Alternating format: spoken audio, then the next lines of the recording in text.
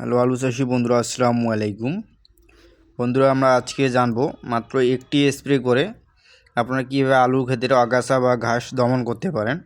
তো মূলত মেন কথা হচ্ছে, আপনার জমিতে যদি আলু লাগানোর পর ঘাস বেশি জন্মায় বা আগাছা বেশি হয়, তাহলে কী হবে, আপনার জমির যে আলুর জন্য যে খাদ্য হিসেবে সার বা অনুখাদ্যগুলো আপনারা দিয়েছেন আলু লাগানোর সময়, তো সেই খাদ্যগুলো, সেই আপনার ঘাসগুলো, আগাছাগুলো দেখবেন যে খেয়ে ফেলবে। তখন আপনার আলু গাছগুলো দেখবেন যে লাল টুকটুকে লেগে গেছে বা আর বাড়তেছে না, এবং আলুর ফলনটা অনেকটা কমে যাবে। তো সেই হাত থেকে রক্ষা পাওয়ার জন্য অবশ্যই আপনাকে আগাছা দমনের জন্য স্প্রে করতে হবে। মাত্র একটি স্প্রে করেই আপনারা ঘাস দমন করতে পারেন বা আগাছা দমন করতে পারেন। তো আমি কিছু জিনিস রিসার্চ করার পর এবং কিছু কৃষকের কাছ থেকে জানার পর কয়েকটি ঘাস মারা বা কিছু কীটনাশকের নাম পেয়েছি। আপনারা এই আগাছা দমনের জন্য এই ওষুধগুলোও ব্যবহার করতে পারেন। এবং শেষে একটি আমি ওষুধের কথা বলবো, আপনারা সেই স্প্রেটা করলে আপনার আলু খেতে আর কখনও ঘাস জন্মাবে না। তো বন্ধুরা, চলুন জেনে আসি আমরা কী কী ওষুধের নাম পেলাম।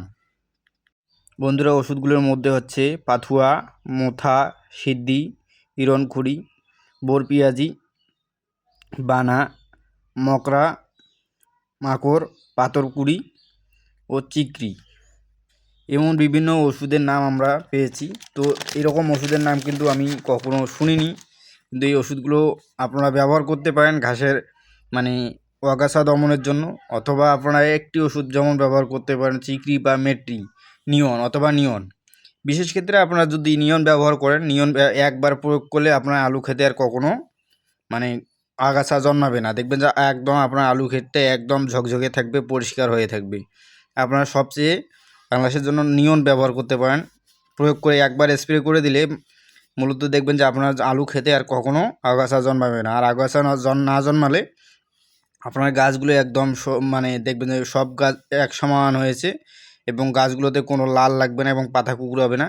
তো অবশ্যই আপনার ফলনটাও বৃদ্ধি পাবে। তো অবশ্যই এই দিকটা খেয়াল রাখতে হবে যাতে আপনার আলু খেতে কোনোভাবে আগাছা জন্মাতে না পারে। এবং আগাছার পরিমাণ বৃদ্ধি হলে কিন্তু আপনার জমি থেকে আলুর গাছের যে খাদ্যের ঘাটতি হবে, দেখবেন যে আপনার আলুর খেতে যতই সার দেন বা সেচ দেন, আপনার আলুর গাছ সুস্থ সবল হচ্ছে না বা আলুর ফলনটা ঠিক পরিমাণে আপনার আসতেছে না। দেখবেন যে গাছগুলো রোগ আক্রান্ত বেশি হচ্ছে, কারণ গাছের তো খাদ্যগুলো সেই আগাছাগুলো খেয়ে ফেলবে। তো বন্ধুরা, অবশ্যই এই দিকটা খেয়াল রাখবেন যাতে আপনার জমিতে কোনোভাবেও আগাছা মানে আক্রমণ করতে পারে, বেশি পরিমাণ জন্মাতে না পারে।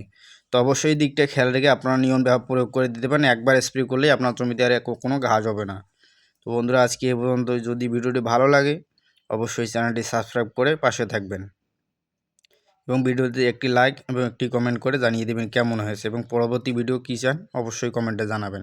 সবাই ভালো থাকবেন। আসসালামু আলাইকুম।